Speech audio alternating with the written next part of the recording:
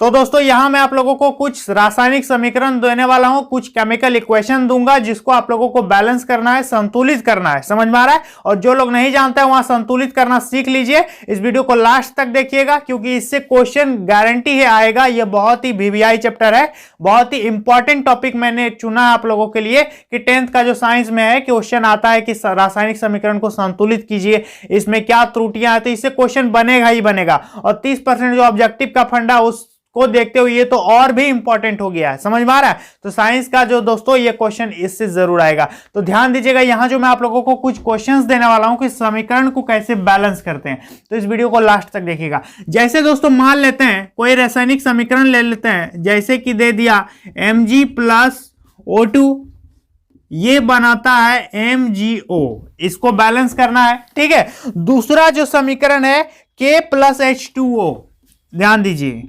K+H2O, ये क्या बनाएगा KOH प्लस क्या बना देता है,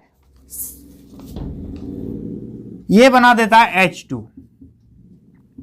ठीक है, ये बना देता है H2। अब इसको क्या करना है दोस्तों, आप लोगों को बैलेंस करना है। समझ में आ रहा है? कहने वाला हूं जो भी और भी कुछ दूंगा तो इसको बैलेंस कैसे करना है इसमें आप लोगों को सिखाऊंगा अच्छी तरह से, और आप लोगों से पूछूंगा भी कि इसको कैसे बैलेंस करना है। तो इस चैप्टर को लास्ट तक देखिएगा। यदि चैनल पर पहली बार आए तो सब्सक्राइब कर लीजिएगा।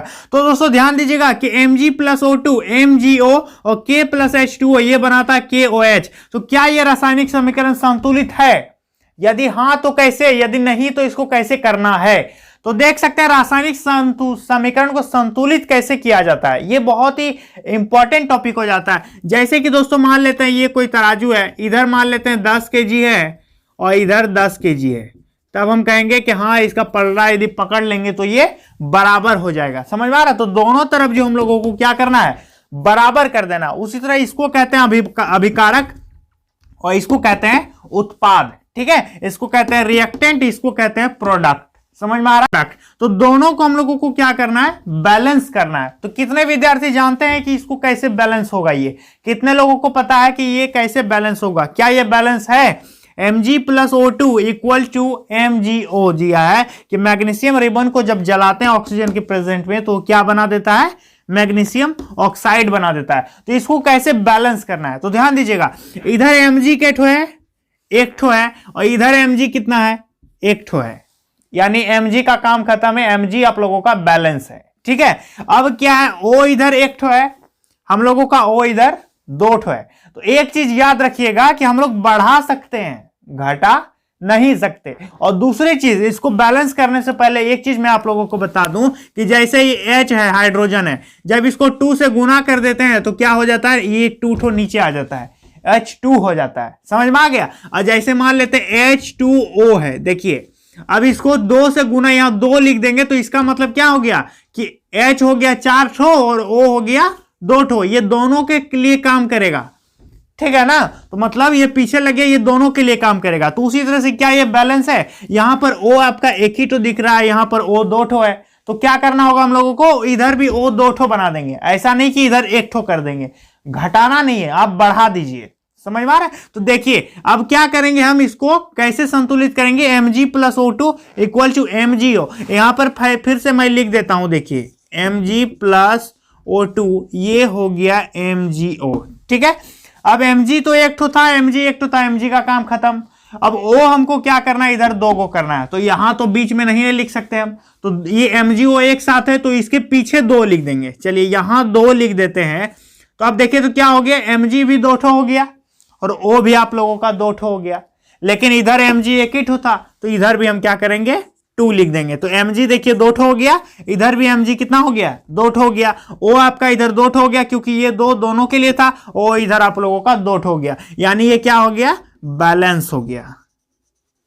समझ में आया यहां तक किसी को कि समीकरण को कैसे बैलेंस करेंगे? तो ये आप लोगों का क्या हुआ दोस्तों, ये समीकरण क्या हुआ, संतुलित हो गया। अगला क्वेश्चन देखिए, K+H2O बराबर है KOH प्लस H2। अब इसको कैसे बैलेंस करेंगे, देखिए K इधर कितना है, एक ठो है, इधर भी K है एक ठो, K का काम खत्म।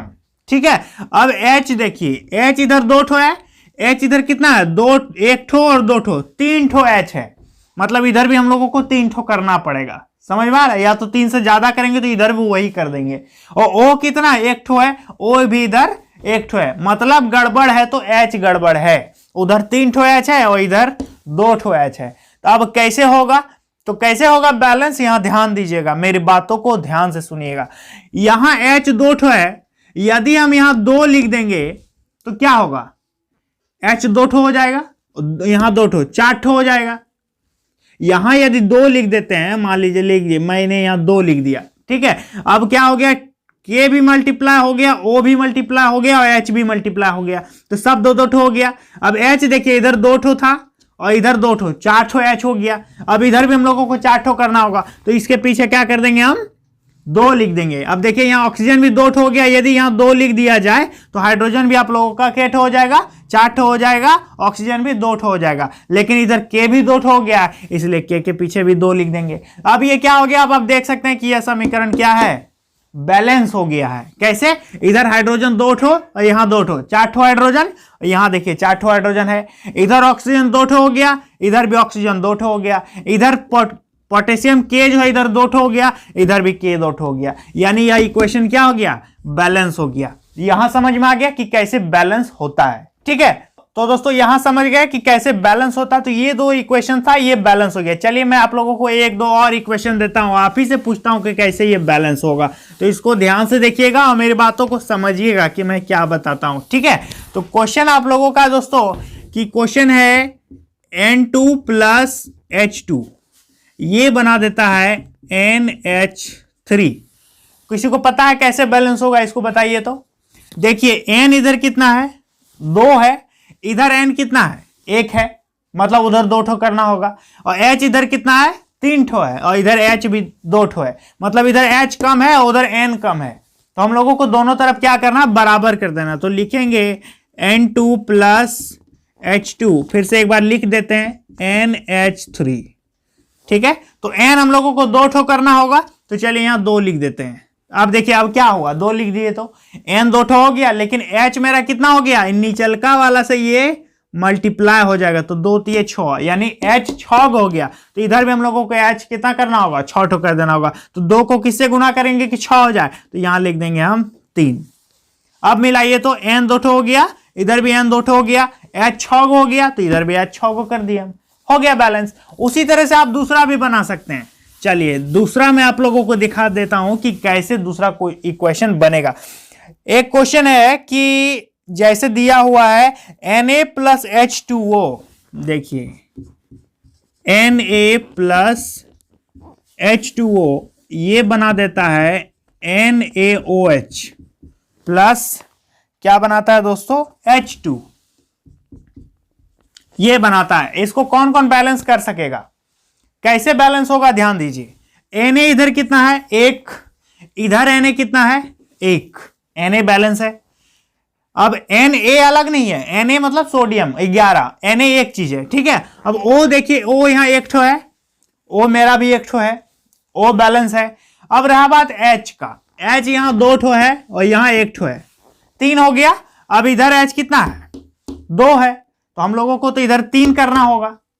समझ में आ रहा है, क्योंकि घटा तो नहीं सकते हम, बढ़ा सकते हैं। तो इधर क्या करेंगे, H को भी 3 बनाने की कोशिश करेंगे। लेकिन क्या 3 बनेगा H, आपको लगता है 2 को किसी से गुना करेंगे तो 3 हो जाएगा, तो नहीं होगा। समझ में आ रहा है। तो क्या करेंगे दोस्तों, हम लोग और आगे बढ़ाने का कोशिश करेंगे। जैसे देखिए यदि यहां पर 2 लिख दिया जाए तो क्या होगा, सोचिए। तो यदि यहां 2 लिख देंगे हम तो क्या होगा, हाइड्रोजन तो 2 ठो हो जाएगा और यहां 2 ठो, 4 ठो हाइड्रोजन हो जाएगा, और इधर हाइड्रोजन 2 ठो है, तो यहां भी 2 लिख देंगे और यहां भी 2 लिख देंगे, तो हाइड्रोजन बैलेंस हो जाएगा। और आप देखिएगा कि ऑक्सीजन यहां 2 को हो जाएगा और यहां भी 2 ठो हो जाएगा, तो ऑक्सीजन भी बैलेंस हो जाएगा। लेकिन अब सोडियम भी 2 ठो हो जाएगा, तो यहां भी हम 2 लिख देंगे, तो सोडियम भी बैलेंस हो जाएगा। तो देखिए पहले यहां 2 लिख देते हैं, चलिए मैंने 2 लिख दिया। तो देखिए सोडियम 2 ठो हो गया, ऑक्सीजन 2 ठो हो गया, हाइड्रोजन भी 2 ठो हो गया, 2 सबको मल्टीप्लाई कर दिया। अब इधर देखिए हाइड्रोजन 2 ठो, यहां 2 ठो, 4 ठो हाइड्रोजन हो गया, तो यहां भी हम 2 लिख देते हैं, तो हाइड्रोजन 4 ठो हो गया और ऑक्सीजन 2 ठो हो गया, यहां भी ऑक्सीजन 2 ठो है। अब Na 2 ठो हो गया, तो यहां 2 लिख दिया मैंने, तो ये हो गया बैलेंस। इस प्रकार से आप लोग इसको बैलेंस कर सकते हैं। एक और एग्जांपल लेता हूं मैं, चलिए दिखाता हूं आप लोगों को कि कैसे बैलेंस होता है इक्वेशन। तो आप लोग बना के दिखाएंगे Na+O2 Na2O, Na+O2 ये क्या बनाता है Na2O। कैसे बैलेंस होगा ये, कैसे होगा ये बैलेंस? Na+O2 Na2O, देखिए Na कितना है, 1 है, इधर Na कितना है, 2 है, मतलब इधर 2 करना है। ऐसा नहीं कि इधर हम 1 कर देंगे, घटाना नहीं है, उसको बढ़ा देना है। O कितना है, 1 ठो है, O इधर 2 ठो है। तो अब कैसे होगा, इसको बैलेंस कैसे करना? यहां 2 लिख देते हैं, तो Na तो बैलेंस हो गया, Na 2 ठो हो गया, हुआ कि नहीं 2। अब इधर Na 2 ठो है, बैलेंस है। अब O इधर क्या है, 2 ठो है, लेकिन इधर O 1 ठो है, यानी हम लोगों को इस O को 2 करना होगा, यानी यहां 2 लिखना गलत है। ठीक है, तो क्या करना होगा दोस्तों, यहां पर हम लोगों को O 2 ठो करना होगा, तो यहां 2 लिख देंगे, तो Na 4 ठो हो गया और O हो गया अब 2 ठो। अब Na को 4 ठो बनाना पड़ेगा, तो यहां 4 लिखना पड़ेगा, तो Na आपका 4 ठो हो गया, O 2 ठो है, Na 4 ठो है, O 2 ठो है, हुआ बैलेंस। तो इस प्रकार से आप इसको बैलेंस कर पाएंगे, समझ में आ गया। चलिए एक और एग्जांपल आप लोगों को बता देता है कि कैसे बैलेंस होता है। चलिए देखिए, तो आप लोगों का एक एग्जांपल, बहुत इजी एग्जांपल लेकर के मैं बताता हूं ताकि आप लोग अच्छी तरह से समझ जाएं। तो देखिए Fe+H2O, इसको मिटा देते हैं। चलिए ध्यान दीजिएगा, Fe मतलब लोहा प्लस H2O, ये क्या बनाता है, Fe+H2O Fe3O4,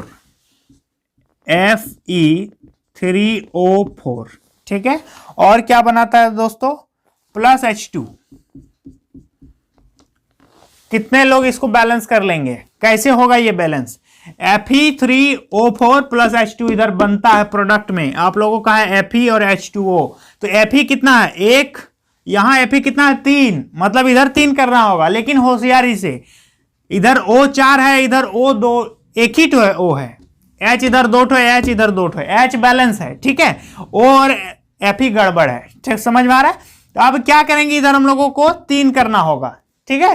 तो 3 करने के लिए थोड़ा सा ध्यान से सोचिए कि O भी 4 है, तो O को भी 4 करना होगा, ठीक है। तो चलिए सबसे पहले O को ही 4 कर लेते हैं। तो यहां यदि 2 लिख दिया जाए तो क्या होगा, देखिए, तो O 2 ठो हो गया, 2 लिखना यहां गलत होगा, ठीक है। अब 2 क्यों गलत होगा, देखिए मैं आप लोगों को बताता हूं।